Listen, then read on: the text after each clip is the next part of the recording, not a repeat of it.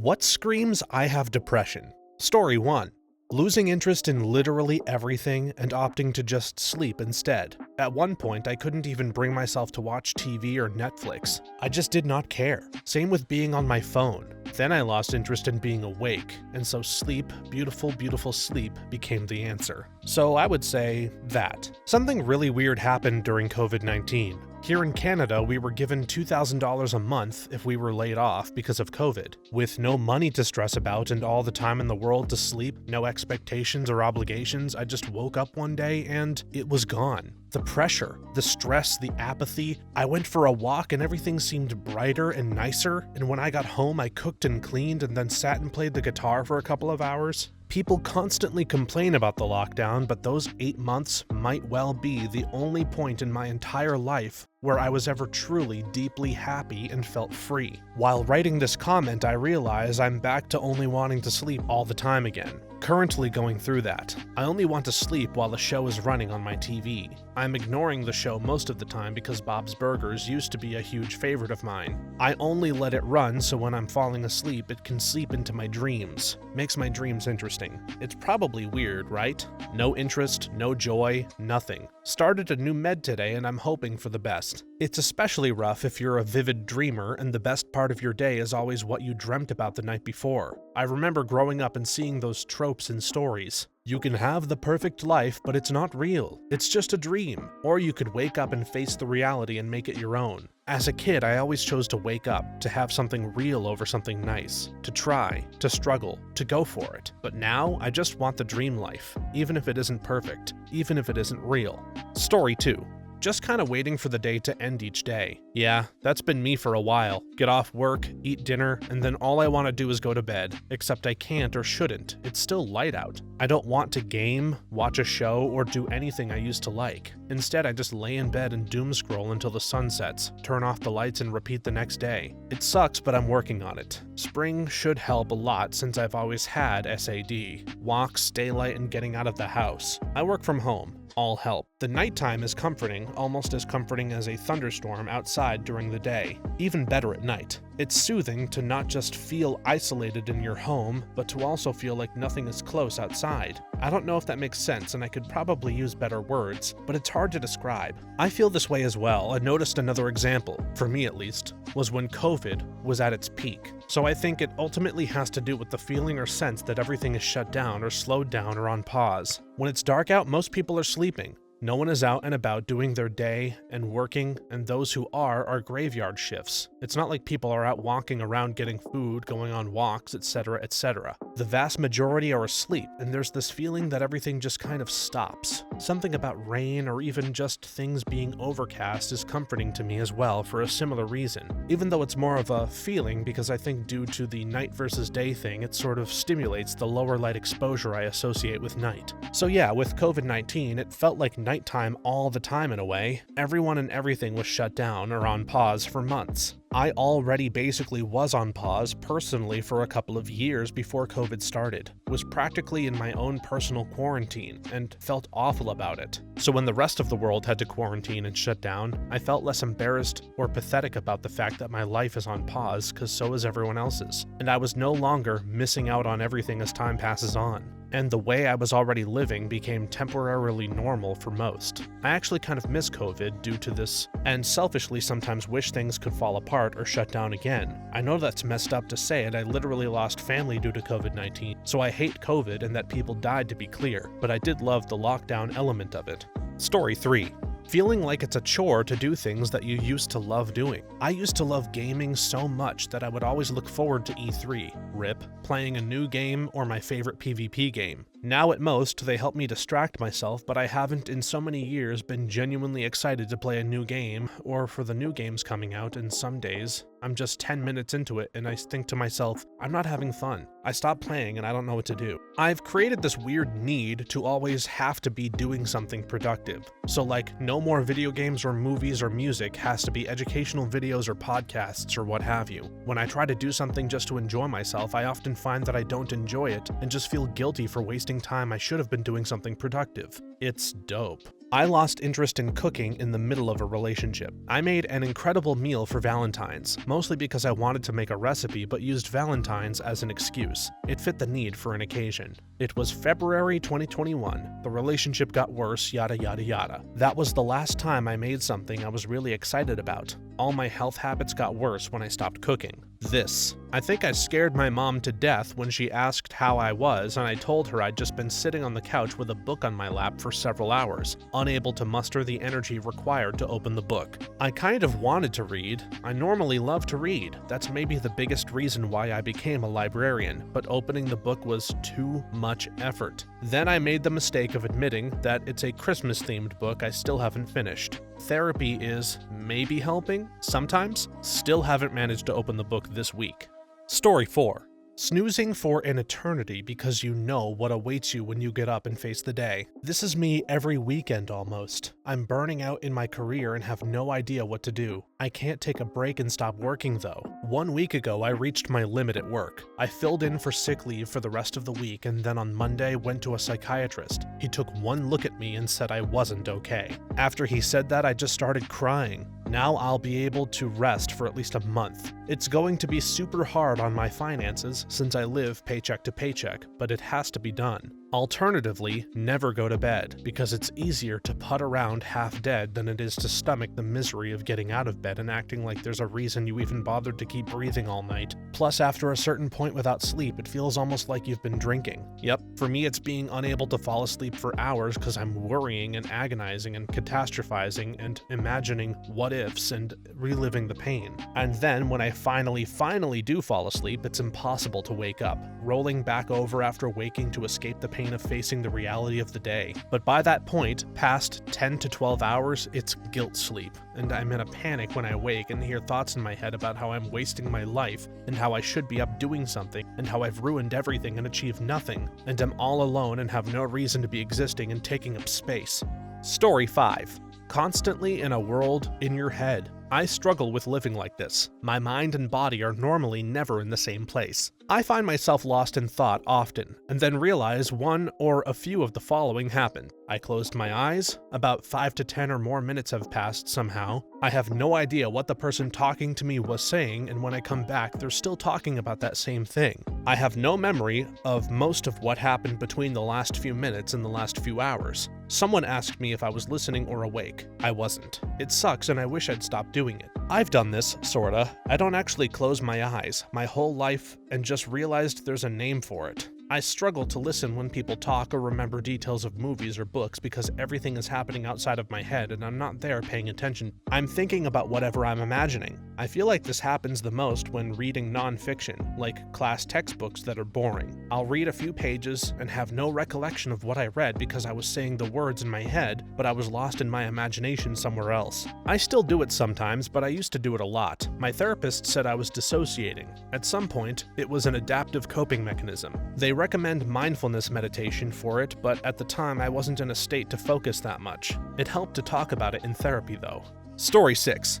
I was driving, as I frequently do for work, and realized I didn't have Spotify or the radio on. I'm a music nut. I had been driving that way for hours. Thought back and had multiple days like that. Just wasn't interested in it. That was weirdly a big wake-up call for me. Not listening to music is in no way a surefire diagnosis of depression. Even in my most mentally healthy phases, there are definitely times when I drive, cook, hang out in silence at times. That's normal. What isn't normal is that I've been listening to music since I was really young and really got into it when I was like 9 or 10. Music is probably my main hobby. In a job where I'm on the road for anywhere from 30 minutes to 6 hours a day, I listen to music all the time when I'm not on the phone for work. One day, I had been driving for several hours and just felt numb. I had a realization that no music was playing. This got me thinking about how long this had been going on, and I realized I had been driving like this for a few weeks now. I also love to cook and listen to music. I'll sing along, make up lyrics, sing to my son, and generally have fun. I had stopped doing this as well. I was already growing concerned about depression, so I discussed this with my psychologist/therapist and PCP. They both agreed after several discussions that I am clinically depressed, and that not having an interest in things you once loved is definitely a sign of depression. So it was one of the first real wake-up calls for me. Not singing along to the radio is an early sign I'm not doing so well. I've been in crisis recently and am back on the meds with the psychiatric and OT teams. The other day, I was singing while making a cup of tea. My husband came into the kitchen smiling and said it was lovely to hear me singing again. What he meant was that it's good I'm feeling able to sing again, not that my caterwauling is a pleasant sound. My first big phase like this was with books. I was an avid reader and then just stopped for like 3 years. Finally got that back up and running. Depression got better, and then the pandemic hit and I lost all interest in movies and shows. I'm only recently coming back to that, thankfully. Been playing a lot of catch-up. Learning that it was, in fact, depression that was fueling all of that helped a bunch. I didn't really understand what was happening until the pandemic squeezed a mental health crisis out of me, and I was basically forced to figure it out or die. You know, I never connected this, but yeah, I read all the time as a kid. All the time. Stopped in college, mostly because of time, and then I stopped during my breaks too. Depression symptoms started around age 19 or 20, and that's when I stopped reading. I would sometimes get in the mood and revisit an old favorite, but usually audiobooks because a regular book was too much effort. I only started reading regularly again about a year ago, age 28, when I switched to a medication that works much better for me. Story 7. Gradually pulling away from everything. You hang out with friends less frequently, you start doing the bare minimum at work, eventually you just stop caring altogether and all you want to do is be alone. Got a friend going through this. It's a very hard line to walk between giving them the space that they want and insisting on, hey, we have to hang out sometime because it might actually help you feel better. Pretty sure I'm just annoying them at this point. It's a hard cycle to break. Now that the weather is getting warmer and there's more daylight, try getting outdoors. Walking, jogging, and walking and sprinting. I found it was one of the easiest things to do for myself. It forced me to breathe in the good air, and out with the bad. I don't do drugs, but getting outside and forcing yourself to breathe releases endorphins, which helps naturally. It could take me more than an hour just to put clothes and shoes on, but once I was out, it was better. Sometimes I would just start running until I was exhausted, back and forth and forth. The more I did it, the more it helped. It helped mentally, but also physically. Gasping for air and sweating started to feel good. It was my escape. It really was the cheapest and most effective thing to do. I only share because it helped me to get through a really bad depression. I even tried what I called I don't give a crap pills antidepressants. It made things worse. I even had a friend commit suicide after he got on medication. I know you can do it. Don't overthink it, just do it. Letting stuff pile up in the house, like not folding laundry, I'll dump the pile in my back room so that my laundry area looks clean in case anybody comes by. Then I throw subsequent laundry piles on top of the first one. My mail goes in there too, anywhere I can find space. If it goes on long enough, I can barely walk through that room, which just depresses me more and makes me more down on myself. Story 8.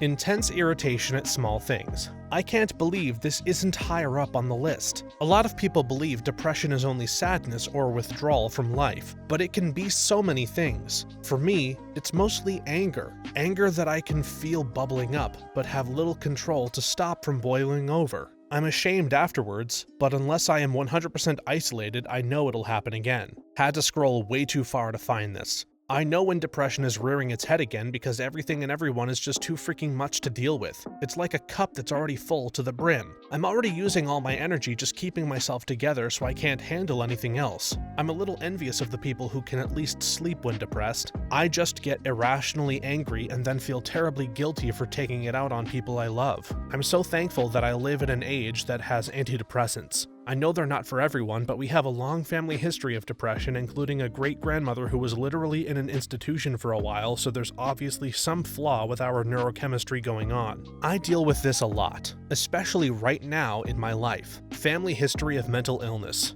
A great aunt went through ECT many years ago, before I was born. Not sure for what exactly, but pretty extensive amounts of mental health issues all around everywhere. Medication is certainly helpful. I can't stand myself if I don't take my meds. Can't imagine how everyone else around me feels if I can't even stand myself at the time. My kids love the story about how I finally realized I needed help for my depression because it involved them. I was sitting on our couch while they were watching an episode of Ni Hao Kai Lan that was about Stompy the elephant refusing to help fix a broken dinosaur balloon because he wasn't the one that broke it. This absolutely enraged me. I got up from the couch, hissing, "Of course you're not helping, Stompy, because it's never your fault, is it? Is it? You just do your own thing, you bastard, and never lift a finger for anyone else, just like everybody does." Word of God, this is exactly what I did. My kids weren't upset. They just kind of looked at me like, "Okay, Mom, we know Stompy is not a good friend." I made a doctor's appointment shortly thereafter. Story 9. Not taking a shower and losing appetite while staying in a dark room. I remember reading somewhere that lonely people shower more because the hot water stimulates the need for physical connection with another human that they crave. Depression makes it hard to take care of yourself because you are unmotivated and never feel you have the energy for everything. So I guess loneliness and depression can just kinda even each other out and make you just shower a regular amount, or what the fuck. Thank goodness I'm not that depressed anymore, but still, I'm still depressed. Just not to that extreme. It seriously takes time and a lot of effort to crawl out. Seriously wondering if it's even possible to be cured of depression. I don't think it's possible for me, personally. I think I will always battle it, but any day where I'm not that depressed is a day I count as a good day. Story 10. Constantly playing video games for distraction or not playing at all as they no longer provide entertainment. I once read a comment when someone asked the same question that read something to the effect of, "Search for a game to play. Can't find a game to play. I guess I'll just sit and stare." I'll be damned if that didn't hit me hard. I see so many comments about people opening their Steam library, looking at it for 20 minutes and closing it, or replaying a game from 1999 for the 40th time. Usually accompanied with, "I guess this is adulthood." My man, that is not adulthood, it's depression. I used to be crazy over video games and used it to distract me. Now I barely touch the games anymore because it's just not fun anymore. It feels like a chore and I'm burned out. I haven't been doing my best lately, so I turned to sleep as a new escape. Playing video games may have seemingly sunk me into a depression, but at times they genuinely felt rewarding and helpful. Playing Red Dead 2 going for 100% during COVID was literally fun for me. I was already depressed before that and it seemingly helped. Also, going cold turkey on SSRIs and just pushing for my career paid off, but I still have goals that bother me. Gotta keep on grinding. Story 11. There's a version of the 1,000-yard stare folks who have it bad can get, though it's usually only recognizable by others who are depressed or who've been through it and really remember. Sounds like rumination/dissociation. It's a debilitating and key part of my depression. As someone with a dissociative disorder, it's way easier if you stop giving a crap about being dissociated. You very quickly learn that all of the crappy feelings associated with it relate to your negative feelings attached to it. Dissociation can actually be pleasant if you let it. It can immerse you in games, movies, and shows like no other. It can ease your way into a clear meditative state. Meditation is very nice when dissociated. It's like taking advice from a stranger who watched your problems through a window. It helps me learn to enjoy the flowers while they're still here. It helps me just breathe in and recognize the beauty that life really is. It helps me see that my problems are contrived and not that big of a deal. It helps me be free. At some point, I was just there in the cellar worrying about my dissociation. At some point, I felt it contributed to psychological harm. It felt like a poor coping mechanism. It felt like I would just forget I was in real life someday, that I was myself, and that I would unscrew my whole life over unaware of the consequences. It felt like that. I haven't felt like that ever since I accepted dissociation for what it is. It's not that detrimental to me. It's just a part of me. It's a symptom as much as it is me. I relax in the shade of an oak tree. I may not feel like me, but I can breathe. When I was at my lowest point, one night I was working, and a customer, an older woman, stopped mid-transaction to look me in the eyes and tell me something like, "I can see you are going through something. It will be better with time." I still don't know if this is true, but she almost made me cry. Now that I think about it, the coworkers from that period only knew a broken shell. Yeah, there's a very real, recognizes real kind of thing. I've met complete strangers who are like, "Hey man," and there's this click like, "Oh, you're one of us." It's hard to be happy, but we're great at pretending, aren't we? What a great party this is that we're surviving. And it's like, Yes, correct, good to see one of us here. Not often, but sometimes. Or like, you meet a therapist or professional counselor at a party and you can see them clock you right away. Not that they'd ever say anything outright, but they're like, oh, I see, okay, just from a glance at the eyes. Story 12. You know that one friend who's always checking in on you to make sure you're doing okay? The "I gotcha, don't worry about it" friend. The life of the party, the one who's always smiling and joking? Check on them. I've realized recently I'm that friend, and nobody's checking on me. I'm doing as bad as I possibly could. Even called up a friend to talk about it. And just as I'm like, yeah man, that's kind of what's got me messed up, like, he cut me off and was like, wait, you're watching Dexter? Shit, that show's blah blah blah. The dude's been my homie for 23 years now. When that guy was homeless, I got him inside. He can't even pretend to pay attention to my crap for 2 minutes. I've been going through this lately. Like, I get that everyone has their own life stuff and want to be listened to by all my friends and be there, but I feel like if I try to share what's going on with me, friends interrupt to go back to their issue again. Or I just don't feel comfortable trying to share it all. Like, I have friends and loved ones, but I feel completely isolated because I'm the one who listens. 2 years ago, I was going through a really bad time. I literally freaked out as I got interrupted yet again after 2 minutes and listened to my close friend all the crap I know that we discussed his life and his issues just in the past few weeks.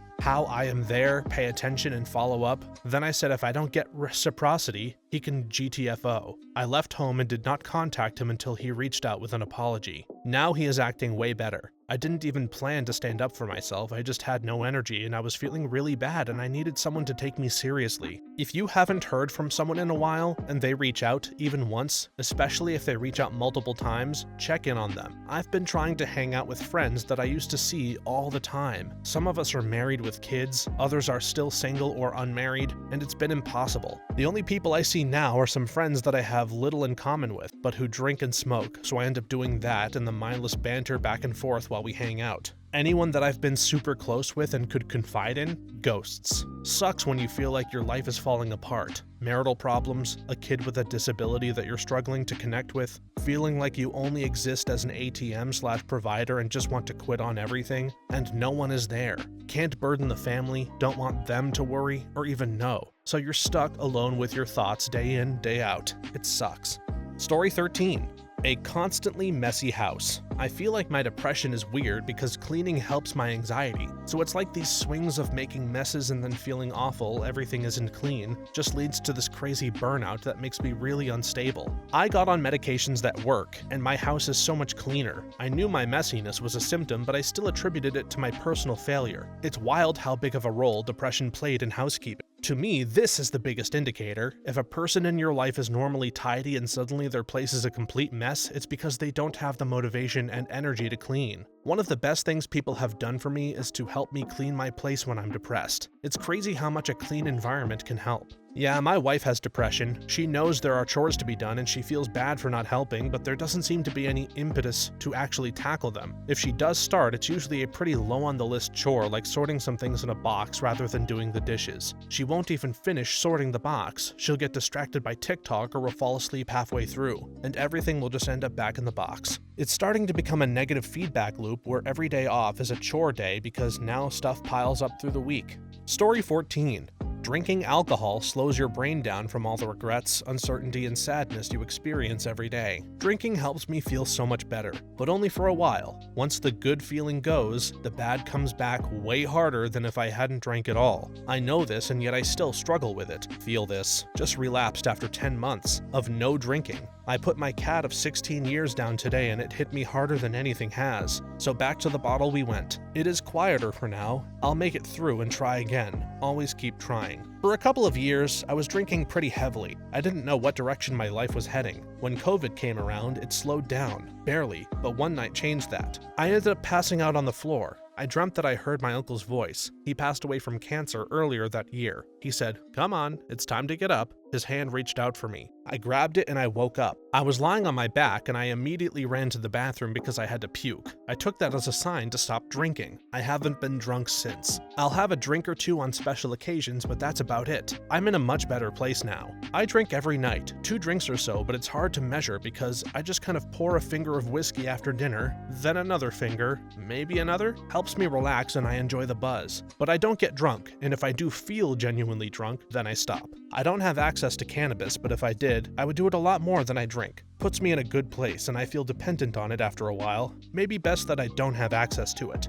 Story 15. Change of behavior day to day. Someday the person will be joyful, motivated, and energetic, while the day after he will be grumpy, unmotivated, and tired. The constant change of mood is a bad sign of depression and will have an impact on all other aspects of life. Definitely. I get momentary bursts of energy and joy and can wake up usually chatty and bright, making coffee, etc. But depression quickly pulls me back. I'm happy in the kitchen, then get back to my room and feel the immense weight again, and I cry too much. The teasing of a good mood is maddening at times, especially when others think it means you're okay again, but you know it's fleeting and sometimes just circumstantial. Unfortunately, very real. The smallest setback can ruin the rest of my week. I've fallen into a depression pit before because we didn't have the food that I was craving all week, that I thought we had. It sounds so weird and unserious, but my mood can change so quickly. Sometimes I wake up feeling great. Then out of nowhere, I'll feel like not wanting to do anything and end up spending all day lying in my dark room. But then, at other times, my depression will just disappear and I'll feel good again.